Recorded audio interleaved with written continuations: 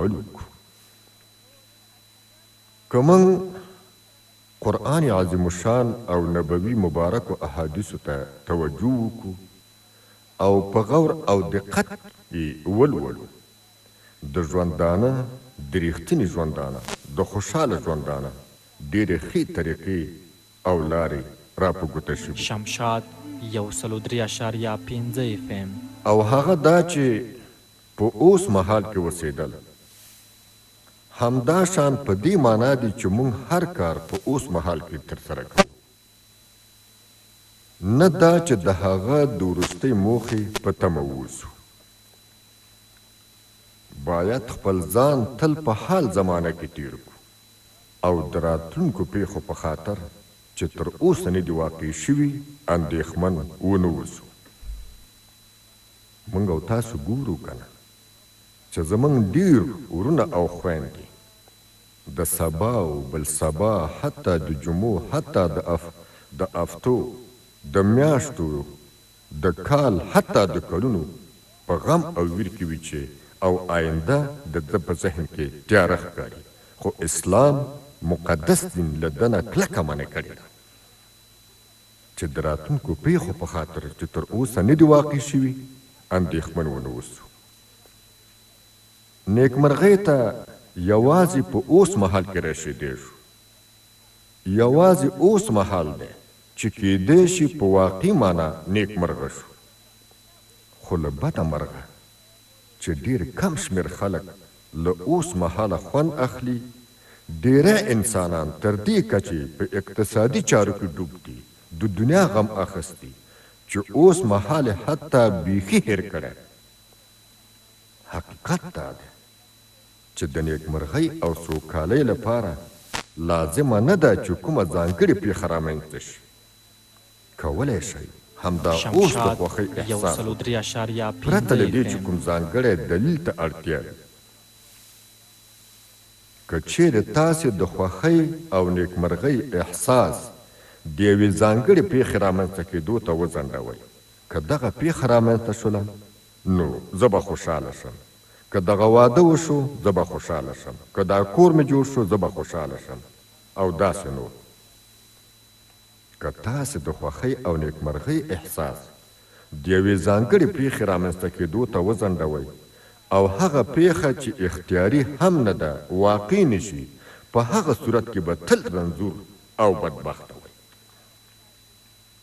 ګورئ، زموږ ډېری ورونه او خویندې په دې لالچ او په دې فکر کې وي چې که پیسې ولرو نو موږ به نیکمرغه او خوشبخته یو. حال دا چې پیسې هغسې دي چې موږ په ژوندانه کې تر هر څه ډېر د هغو په وړاندې احساسات څرګندوو. ډېری خلک دې ته حاضر دي چې د ډېرو پیسو د ترلاسه کولو لپاره تر پیسو ډېر ارزښتمن څیزونه له لاسه ورکړي. د بیلګې په توګه تر خپل ظرفیت ډېر پر ځان فشار راوړي، د ځان او دوستانو لپاره کافي وخت نه مصرفوي یا حتی د هغو لپاره ځان هم په خطر کې اچوي. زموږ په ټولنه کې پیسې هغه ځواکمنه سرچینه ده چې غالبا هغه د ژوندانه د کیفیت د ټاکلو لپاره د یو معیار په توګه په پام کې نیول کیږي. خو ډېری وخت په ژوندانه کې موږ له داسې خلکو سره ډېر مخ کیږو چې پر خپلې شتمنۍ او شهرت او قدرت سربیره تر هغه څه کم چې موږ یې تمه لرو خوښ او نیکمرغه دي. خو ډېری وخت په ژوندانه کې موږ له داسې وګړو سره مخ کیږو چې پر خپلې شتمنۍ، قدرت او شهرت سربیره چې څومره لري تر هغه څه کم چې موږ یې تمه لرو چې باید خوشحاله شي دومره خوښ او نیکمرغه دي. حیرانوونکې ده چې زیات شمېر سرمایه‌داره خلک څومره چې موږ یې تصور کوو هغومره نیکمرغه او خوشحاله نه دي. پیسې او شتمني هغسې دي چې ډېری خلک یې په لټه کې دي او هغه د نیکمرغۍ لامل ګڼي او وینو چې د پیدا کولو لپاره یې څومره حرص او منډې ترړې کوي.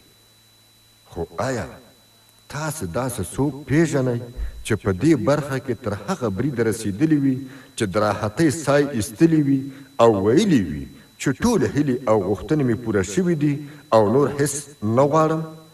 نه، داسې څوک نشي پیدا کولی. ځکه قرآن کریم فیصله کړې ده چې ان الانسان خلق هلوعا، انسان فطرتاً هلوع او حریص پیدا شوی دی. لرغونو فیلسوفانو عادت درلود د دې پوښتنې په ځواب چې آیا پیسې نیکمرغي راوړي، سړی خوشبخته کولی شي؟ فیلسوفانو به ځواب ورکوه چې حد اقل دومره کولی شي.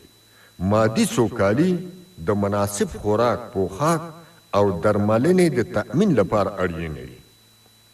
خو له ځنډ پرته به یې دا خبره ورسره غبرګوله چې یوازې او یوازې معنوي ژوند، روحاني ژوند او نیکي او د ټولنیزو اړیکو تناسب نیکمرغۍ ته د رسېدو لار ممکنه وي.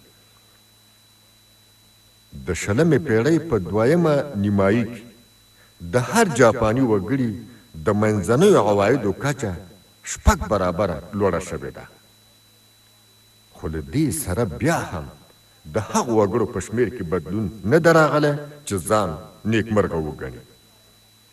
ګورې قدرمنو اورېدونکو، د 20مې پېړۍ په 2مه نیمایي کې د هر جاپاني سړي د منځنیو عوایدو کچه 6 برابر لوړه شوې، دومره اقتصاد اوچت شوی دی، 6 برابر.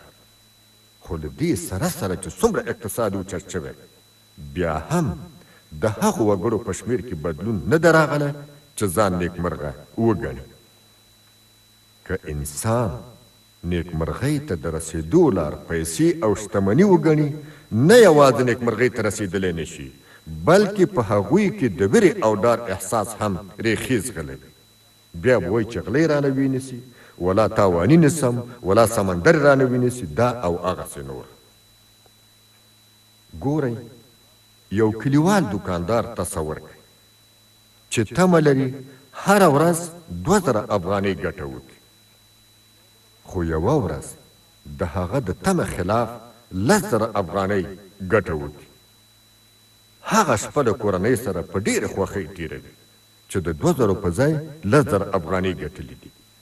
هغه له خپلې کورنۍ سره دغه شپه په ډېرې خوښۍ تېروي چې نن مې 8,000 علاوه نورې وګټلې چې په مجموع کې 10,000 روپۍ شوې. خو همدغسې پر همغه ورځ یو لوی سوداګر او تجار د هغه د محاسبې له مخې هره ورځ 20 میلیونه افغانۍ ګټه کوي، خو هغه ورځ د تمې خلاف یوازې 10 میلیونه افغانۍ ګټه کوي. دغه سوداګر بیچاره نه یوازې هغه شپه بلکې تر ډېره وخته په غم، غوسه او پریشانۍ کې ژوند تېروي.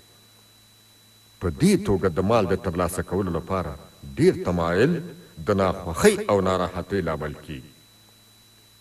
ګوره، هغه دوکاندار چې د ورځې 2000 روپۍ ګټي، یو ځل د تمې خلاف 10,000 روپۍ ترلاسه کړي، هغه شپه ډېر خوشحاله. خو بل لوی سوداګر چې تل د لویو ګټو او د زیاتو ګټو په فکر کې وي، چې پخوا یې د ورځې 20 میلیونه ګټلې، په دا ځل یې 10 میلیونه ګټه وکړه، نو بیا دومره خفه وي چې دا 20 میلیونه ګټه چې ما کوله ولې کمه شوله او اوس مې 10 میلیونه افغانۍ وګټلې.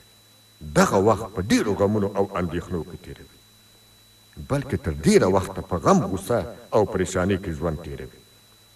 په دې توګه د مال د ترلاسه کولو لپاره ډېر تمایل د ناخوښۍ او ناراحتۍ لامل کیږي. البته دا په دې معنا نه ده چې د عوایدو زیاتوالی اصلا مهم نه ده، دا په دې معنا نه ده. زمونږه موخه دا ده، هدف هم دا دی چې د شتمنۍ او د نیکمرغۍ د احساس ترمنځ ډېر کم تړاو موجود دی.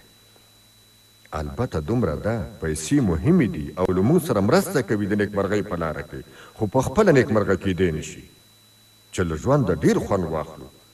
اما په هر حال کې ډېرې پیسې نیکمرغي نشي راوړلی.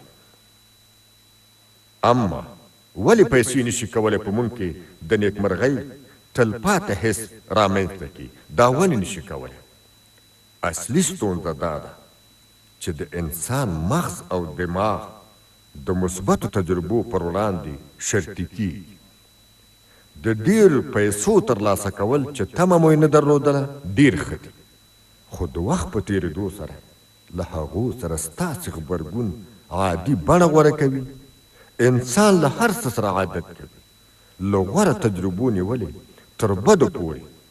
کله چې زموږ د ژوندانه لومړنۍ اړتیاوې لکه خواړه، اوبه او ځای پوره نه وي، نیکمرغي هم ځای نه لري. خو کله چې دا اړتیاوې پوره وي، د ډېرو شتو او عوایدو او نیکمرغۍ ترمنځ تړاو هم له منځه ځي. د رضایت احساس ته د رسېدو لپاره د مالی امکان ټاکلې کچه اړینه ده. خو د ډېرو زیاتو عوایدو ترلاسه کول د دې لامل کیږي چې د هغو کارونو لپاره ډېر کم وخت پاتې شي